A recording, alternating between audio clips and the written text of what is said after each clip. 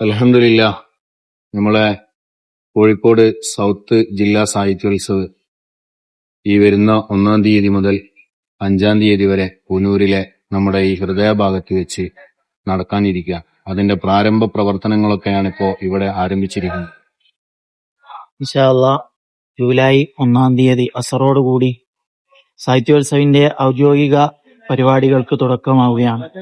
അസർ നിസ്കാരാനന്തരം നടക്കുന്ന പതാക ഉയർത്തൽ, അതിനുശേഷം നടക്കുന്ന സാംസ്കാരിക ചർച്ചകളും ചരിത്ര സെമിനാറുകളുമൊക്കെയായി വരുന്ന ദിവസങ്ങളിൽ സാഹിത്യോത്സവ വേദികൾ സജീവമാവുകയാണ്.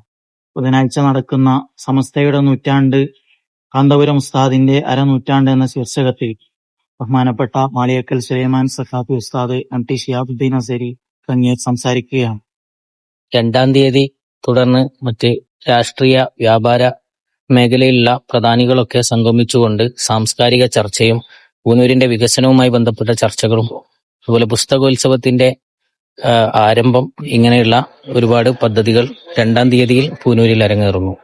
ഇൻഷാ അല്ലാഹ് 3-ാം തീയതി വെള്ളിയാഴ്ച മഗ്‌രിബ് നിസ്കാരത്തോടനുബന്ധിച്ച് ബഹുമാനപ്പെട്ട സുൽത്താനുൽ ഉലമ, അവിടുത്തെ ജന്മനാട് കൂടെയാണല്ലോ പൂനൂര്, ഉസ്താദ് അവറുകളും ബഹുമാനപ്പെട്ട പേരോട് ഉസ്താദും മറ്റു പ്രമുഖരായ നേതാക്കളൊക്കെ വരുന്ന ആത്മീയ സമ്മേളനം കൂടെ നടക്കുക.